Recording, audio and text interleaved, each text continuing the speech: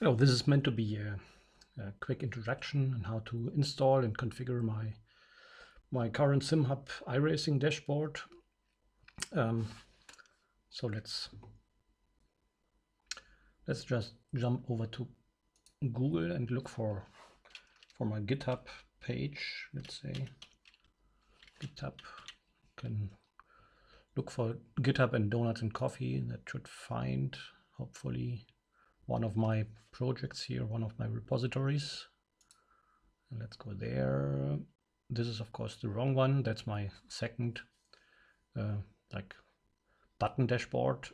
So let's go back here, DonutzAndCoffee, and jump over to this Donutz Session Dashboard.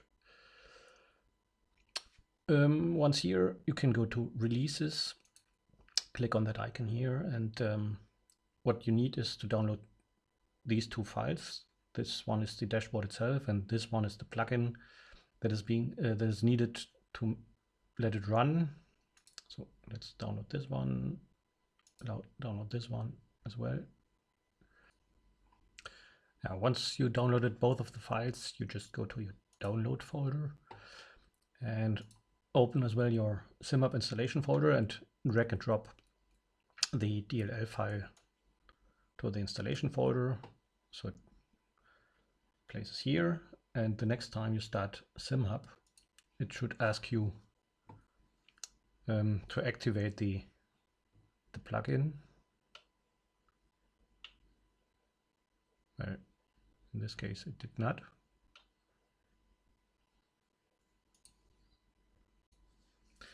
So I guess it did not ask me because I already had it installed earlier. In this case, I just go to the Add Remove Features section, scroll down to Donutz plugin. This one you can ignore. It was just a test here, but it should have the name Donutz plugin. Activate it here, and also make sure that you tick this box here, so you have this menu item on the left hand side later on here. Yeah, there we go. So here you have the plugin installed, and with the other file you just simply double click and it should ask you if you want to install the dashboard itself to the Simhub program. And yeah, of course we do want to do this. Import into Simhub library, successful, all good. What sometimes happens for other dashboards that I'm using every now and then is that you have to install some of the fonts manually that are being used in the dashboard. So let me just check this. It should be, where is it? Dash templates, then go to Donutz iRacing Session Dashboard, and here you have the subfolder Simhub fonts. And yeah, if some fonts are looking like ugly, just double click them here and hit install. So in this case it's already installed, so I will skip this here. But this sometimes happened to me, so you are aware. So now everything is installed and in place to get started. Of course, you need to assign the new dashboard to any of your dash devices like monitors or, I don't know, overlays and so on. I won't cover this topic here in this video.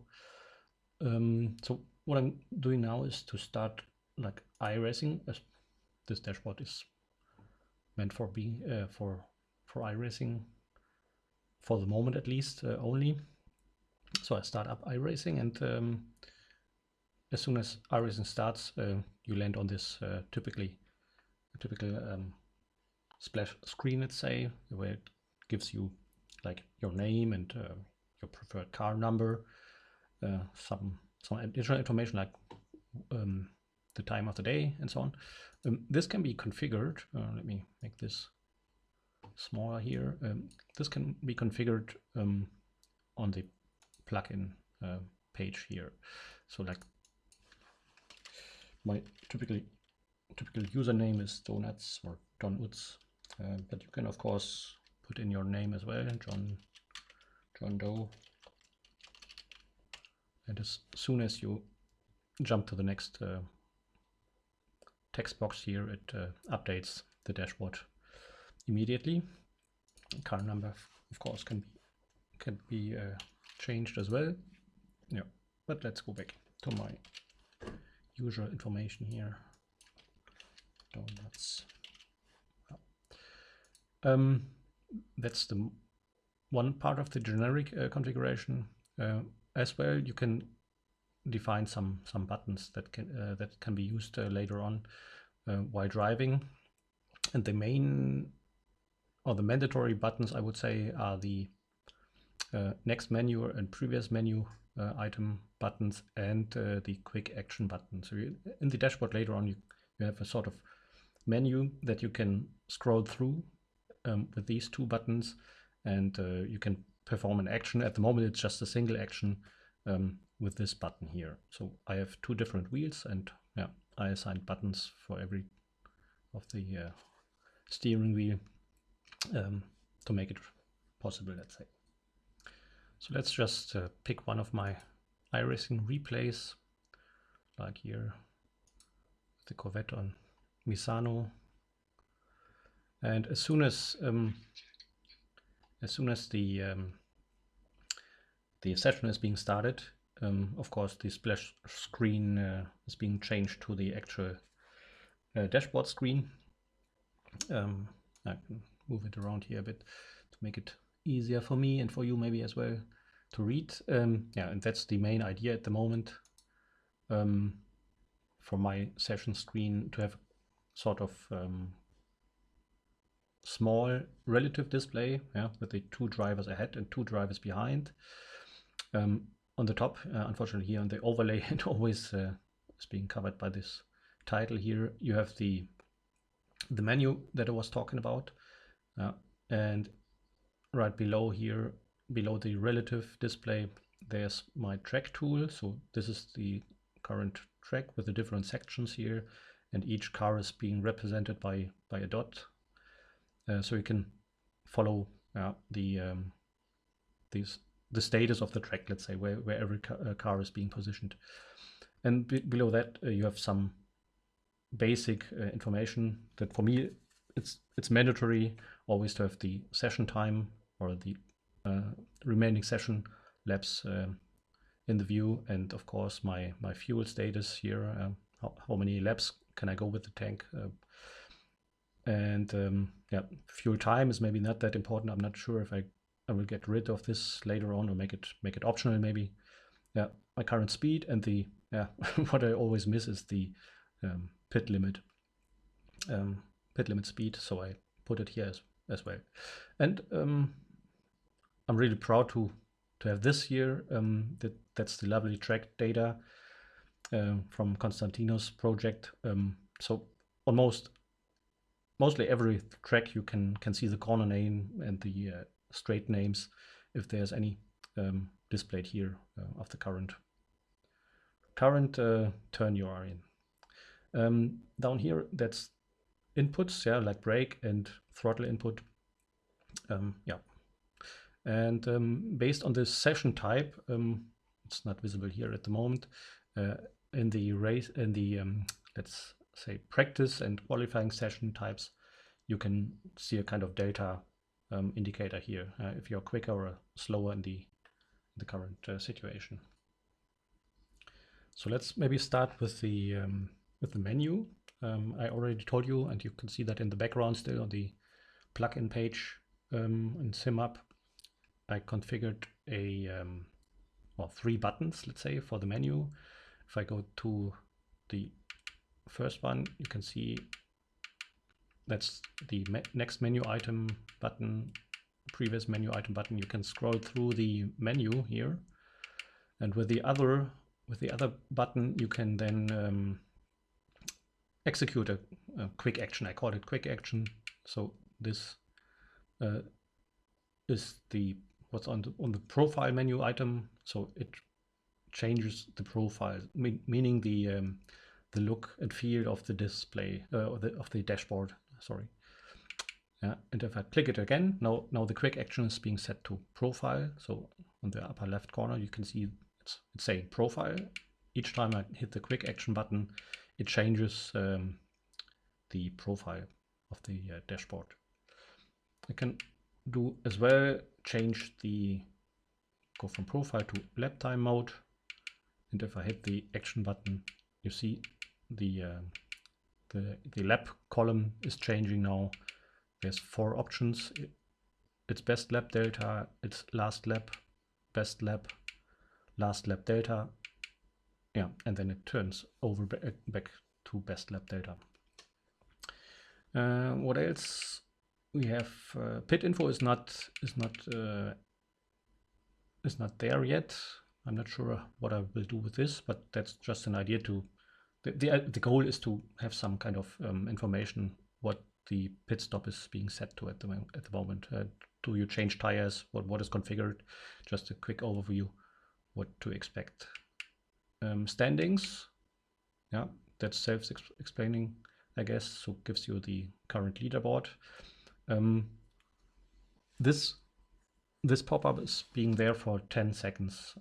I guess I will make it later on configurable. But as soon as you hit the action item button, then it pops up the message here, and then after 10 seconds it's gone automatically again. Same here with the event info.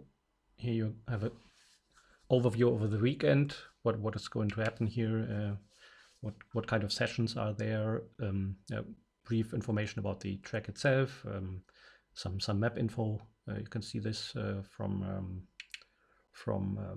the Open Map project, OpenStreetMap it's called, I guess. Yeah, I think that's self-explaining as well. And then you have the lap summary. This will become more interesting after a couple of laps. It gives you your performance versus the driver before, ahead and behind you. And as well, after 2 or 3 laps, it gives you your sector performance against the previous lap, let's say. At the moment, it's just the previous lap. Later on, maybe I will add an average, the last 3 average laps or so.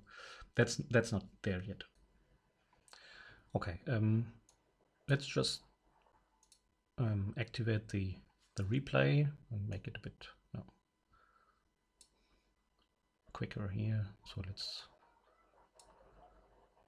not waste too much time. You can see the pack is still here. It's like, I think 20 cars.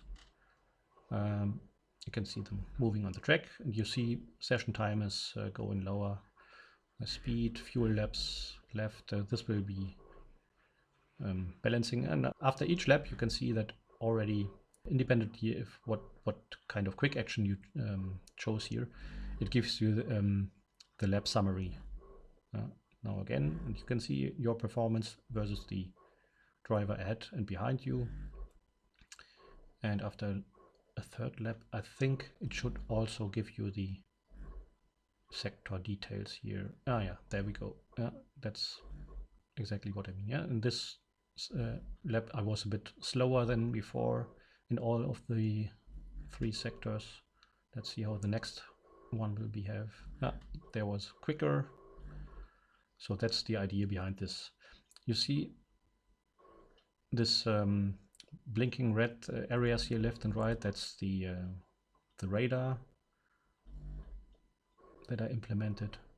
And also there are indicators.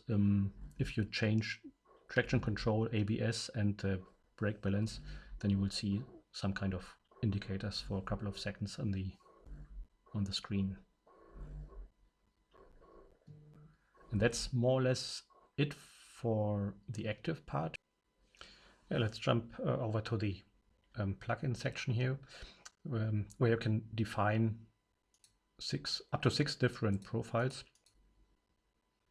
For each profile you can define if it's available for session types like race, practice, qualify. Yeah, I could say, okay, I mean, name makes doesn't make any sense here anymore, but I can have this race 1 profile available for all 3 session types, or just the single one, or yeah, you get the idea. And over here, this will become more and more options later on. You can say on the profile what should be available, yeah? Like show radio. Radio means if any of the other drivers is talking on the chat, voice chat in iRacing, you would see a pop-up here who's talking at the moment. Show iRating is self-explaining. You can see directly the change here as well, by the way. You can see the iRating here. On the left-hand side, you have a little indicator about the safety rating. Yeah, anyways, so you can enable, disable this here, and also I talked about this earlier, like the warning messages for TC ABS. This pops up if TC and ABS is set to 0. Then you can, if you want to have this message, yes or no, you can decide here. And then like a preset, you can say per profile what kind of lap information you want to see here. Do you want to see the actual lap times, best lap, last lap, or the delta approach? Yeah. And okay, that's not all here. You can also click here on this little arrow and open this section here.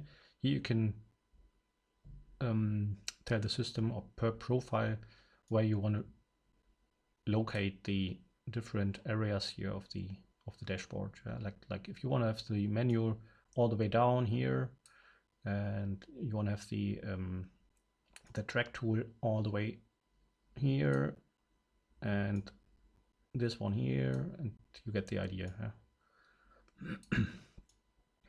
So this was driver ahead, should be ahead of me, header line, blah blah blah, and the drivers behind should be down there. So yeah, that's the idea in this area.